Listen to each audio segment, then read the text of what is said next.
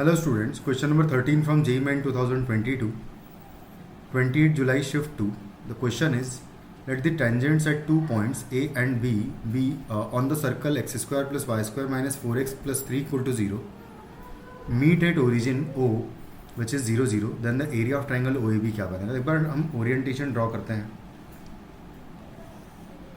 तो जो सर्कल का सेंटर है वो बेसिकली 2,0 है और इसकी रेडियस निकाले तो r इज इक्वल टू आएगा 4 एंड -3 कर दूंगा तो इक्वल टू 1 आ जाएगा। ये हो जाएगा आर स्क्वायर का वैल्यू बेसिकली। तो आर का वैल्यू अंडर रूट में रख देते हैं इसको, तो ये आ जाएगा 1।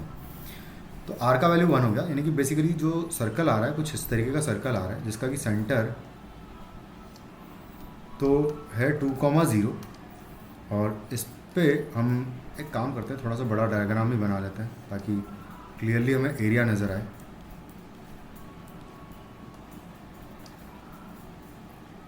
तो जो सर्कल आएगा वो कुछ इस तरीके से मान लेते हैं कि ये हमारा सर्कल है, ये पॉइंट है 2,0 जो कि सेंटर है और यहाँ से दो टेंजेंट्स ड्रॉ हो रही है कुछ इस तरीके से। बिल्कुल सिमेट्रिकल डायग्राम होगा, यहाँ पर 90 डिग्री होगा और इन दोनों को अगर ज्वाइन कर दूँ मैं तो जो ये O है, ये A है और ये B है, तो OAB जो ट्राइंगल है वो बेसिकली ये वाला ट्राइंगल है। अगर मैं इसको मार्क करूँ तो कुछ इस तरीके से आएगा वो ट्राइंगल, ये वाला ट्राइंगल। तो इसका अगर एरिया निकालना है तो मैं सबसे पहले तो क्या करूँगा कि मान लेता हूँ कि यहाँ पर एंगल थीटा है।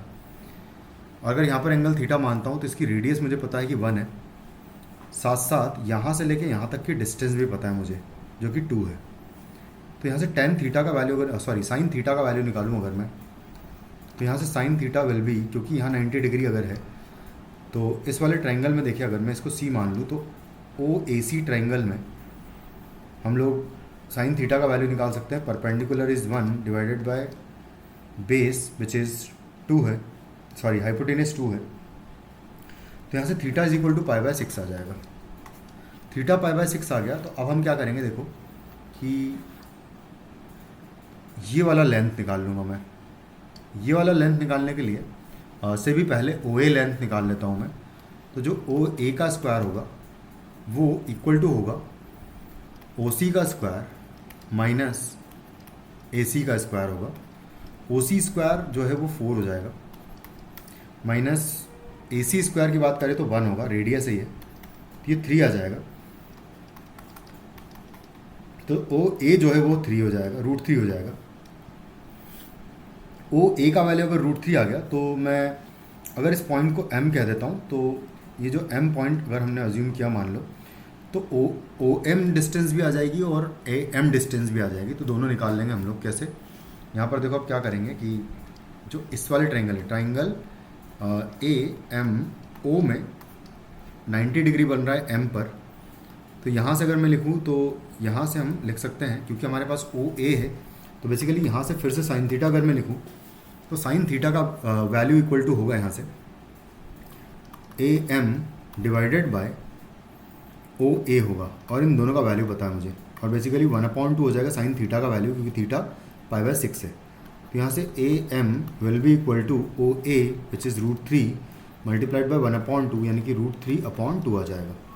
सेम वे में यहाँ से कॉस थीटा अगर लिखूँ तो cos of theta is equal to आ जाएगा बेस OM है डिवाइडेड बाय OA हो जाएगा और ये इक्वल टू हो जाएगा √3/2, क्योंकि कॉस π/6 का वैल्यू √3/2 होगा। तो यहाँ से OM आ जाएगा √3/2 इंटू OA होगा। OA का लेंथ √3 है तो इसको कैलकुलेट करेंगे तो यहाँ से 3/2 बेसिकली OM का लेंथ आ जाएगा। अभी बिल्कुल सिमेट्रिक डायग्राम है तो जो एरिया ऑफ ट्राइंगल OAB होगा, एरिया ऑफ ट्राइंगल OAB जो आएगा वो बेसिकली 2 टाइम्स आएगा area of triangle AMO triangle का डबल आ जाएगा। तो 2 times 1/2 into base is OM into height is AM। बस अब सबकी वैल्यू पुट कर देते हैं, यहाँ से 2 से 2 कैंसिल कर देते हैं पहले। तो OM का लेंथ है हम निकाल चुके हैं 3/2 मल्टीप्लाइड बाय AM का लेंथ है √3/2। तो ये फाइनली एरिया आ जाएगा हमारा 3√3/4 आ जाएगा and 3√3/4 is in option B। Thank you.